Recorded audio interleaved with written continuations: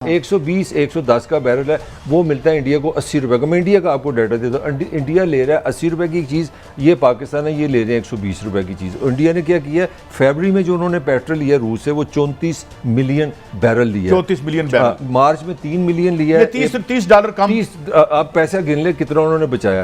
अप्रैल में उन्होंने 7.2 मिलियन लिया है, मई में उन्होंने बैरल 24 मई में 24 मिलियन बैरल लिया। मगर एक चीज़ बतानी बड़ी जरूरी है कि रूस को क्या तकलीफ है, रूस को कितनी मोहब्बत है इंडिया से। नहीं, रूस की प्रॉब्लम ये थी पाकिस्तानी हरकत हो गई थी, उनका जो रूबल था ना रुल गया था।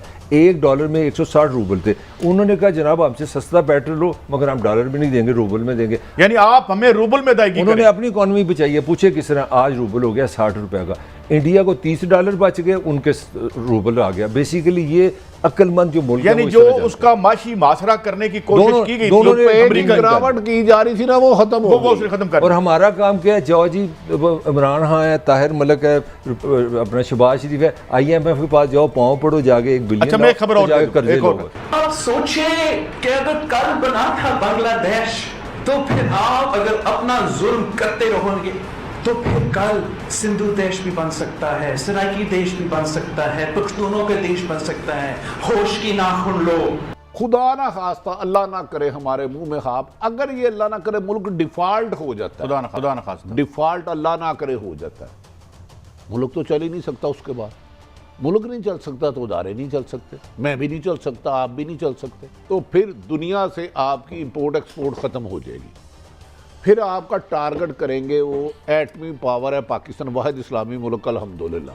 कि $100 बिलियन अमेरिका को पाकिस्तान को देना चाहिए। अच्छा, पाकिस्तान बच भी जाएगा और दुनिया भी बच जाएगी, इसलिए उसके एसासे हम फिर ले लेंगे, एटमी एसासे। अच्छा, तो वो तो बातें खुली हो रही हैं। वो हम बर्बाद होकर रह जाएंगे, ये मुल्क तबाह होगा, दिवालिया होगा। कि खुदा ना खास्ता एक साजिश के तहत मुल्क डिफॉल्ट हो जाता है। मलिक साहब आप इकॉनमी के एक्सपर्ट हैं, आप मुल्क खुदा ना खास्ता अल्लाह मेरे मुंह में खाक डिफॉल्ट हो जाता है टोटल, उसके बाद क्या क्या नुकसान हो सकता है? देखें भट्टी साहब, एक बिल्कुल 2-2-4 वाली बात है। फौज जो है, फौज का काम मुल्क को दिफा करना है, वो पैसे नहीं बनाती। मेरा कहने का मतलब है कि वो फैक्ट्री नहीं है। तो वो जो फौज होती है वो किसी भी मुल्क की इकॉनमी की एक्सटेंशन है। अंदर के जो हालात आप फौज बनाते हैं अपनी हिफाजत के लिए। तो फ़ौज को क्या चाहिए, फ़ौज को ज़िंदा रहने के लिए तरहाएँ चाहिए, असला चाहिए। वो कहाँ से आएगा? पैसे से आएगा। तो मतलब ये है कि जिस तरह आप यहाँ के कि यार यहाँ पे अगर तुम बिजली का बिल नहीं दोगे तो अंधेरे हो जाएंगे, प्रोग्राम बंद हो जाएगा। तो मैं बाहर जाके शोर डाल दूँ, और जी हमारा चीफ देखो मायूसी फैला रहा है, कहता प्रोग्राम बंद हो जाएगा। भाई अगर यहाँ बिजली का बिल नहीं दोगे तो प्रोग्राम बंद ही होगा ना। तो आपको एक छोटी सी थोड़ी सी लंबी सी बात हो जाएगी। मैं रूस का जो सोवियत यूनियन का एक्सपीरियंस है 80s का, काजी साहब आप भी उस समझते हैं, रेगन ने क्या किया था, स्टार वार से उसने सोवियत यूनियन का बजट अपना बजट बढ़ा दिया, डिफेंस का सोवियत यूनियन को भी बढ़ाना पड़ा। जब उनको पैसे ज़्यादा लगाने पड़े, इकॉनमी सस्टेन नहीं कर सकी, सोवियत यूनियन टूट गया। यही बात इमरान खान कर रहा है कि आप ऐसे फैसले करें, इस्टेब्लिशमेंट आप इसको सीरियस लें, ऐसे फैसले करें पाकिस्तान डिफ़ॉल्ट से बच जाए। और अगर खुदा न खासा डिफ़ॉल्ट होता है, फिर भट्टी साहब वाली बात है कि आपके सरकारी इदारे किस तरह चलेंगे। उसमें फौज भी है, उसमें रेंजर भी है, उसमें पुलिस भी है, उसमें वार्ता भी है। मेरी गुजारिश है कि पाकिस्तान अगर आज सलामत है, बचा हुआ है, भारत नहीं कर, सिर्फ और सिर्फ इसकी वजह पाक फौज है। उनके अफसर, उनके जवान 24 घंटे हमारे लिए शहादतें देते हैं। किस फौज कहाँ से निकल रही, जो मेरा आर्गूमेंट जो इमरान समझाना चाह रहे हैं कि आपकी इकॉनमी से फौज बनती है। 6,000 अरब आप टैक्स लेते हैं, भट्टी साहब समझिए इन्होंने पाकिस्तान चलाना 6,000 अरब ले लिया। 2800 अरब आपने देना है कर्जा बिजली का, बड़ी जल्दी बात करो। 1500 अरब आपने देना है गैस का, 1,000 रुपये आपने PSO को देना है। ये हो गया 1,000 अरब, 1,000 अरब, तकरीबन 5,500 अरब यहाँ पे गया। आगे सुनते जाएं आप, यहाँ से आप चलते हैं तो 3,000 अरब आपने सूद और कर्जा अपना देना है। यानी कि अगर इसमें कोई एजुकेशन नहीं आई, पाकिस्तान का मैंने एक नाम नहीं लिया तो यार मेरा एक सवाल आपसे, यार अपने दौर में भी तो उन्होंने कोई ऐसी नहीं मेरी बात मेरा बड़ी साहब मुझे क्योंकि बात मेरी नहीं कंप्लीट। मेरा क्वेश्चन है कि इमरान अच्छा इस महीने में $5 बिलियन का आपका आया तजारती खसारा। $5 बिलियन का मतलब 1,000 अरब का हमारा लॉस हुआ है। 14% इस महीने में आपकी तारीखी महंगाई है। पॉइंट जो मैं मैंने पूरे लास्ट फिक्र इस इकोनॉमी में आप क्या फौज रख सकते हैं, ये इमरान खान कह रहा है। इसको सही करो। ये फिर उसकी फिनांस में चले गए। इंडिया जो ईरान से पेट्रोल खरीदता है वो इंडियन करेंसी में खरीदता है। देख लें फिर। लेकिन मतलब ये काम है करने के। आपको जिस तरह मैंने कहा एक्सपोर्ट्स कम करें, यहाँ सर जोड़ के बैठे ओ भाई कोई गद्दार नहीं है तो सब तुम्हारे जो असी मान लिया तो ये इस मुल्क को बचाएं उस बर्बादी से, क्योंकि करना पड़ेगा। कैसे यार रास्ता वरना कोई काम नहीं कैसे रहा। चलेगा? सब सियासतदानों को ना सियासी पार्टियों से ज्यादा सबसे पहले पाकिस्तान को तरजीह देना होगी कि पाकिस्तान रहेगा तो हम सब कुछ है।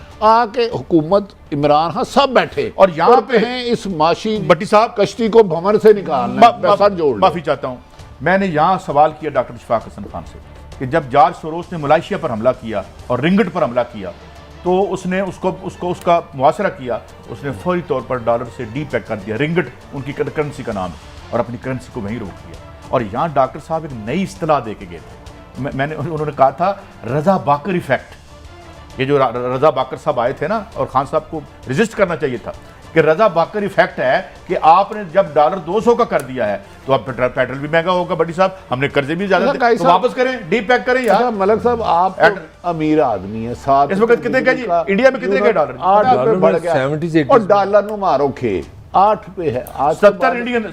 मैं तो कूलर ला रहा हूं, मैं तो एसी नहीं चलाऊंगा। थले पक्के ले लो कोई पट्टी साहब। एक हुकूमत रही तो पक्के जोगे भी नहीं रहोगे, खाली इंजन जी करोगे, शायद वो आवाज जाए।